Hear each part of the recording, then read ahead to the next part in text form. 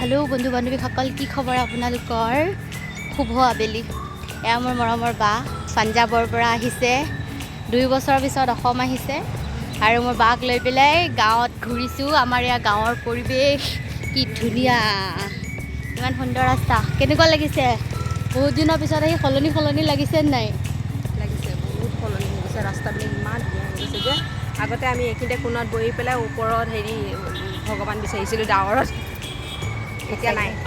এতিয়া এইয়া ৰাস্তাত আমাৰ বহুত স্মৃতি জড়িত হৈ যায়। দেউতাৰ যে গৰুটো মই সেইদিনাখন গুণুকো কৈ আহিছোঁ।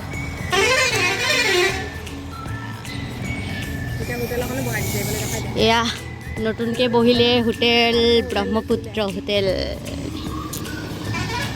এয়া আমাৰ কাৱৈমাৰীৰ ঘটুৱা গাঁও পৰি এইখিনি জেগা দেই। দোকান আগতে নাছিলে।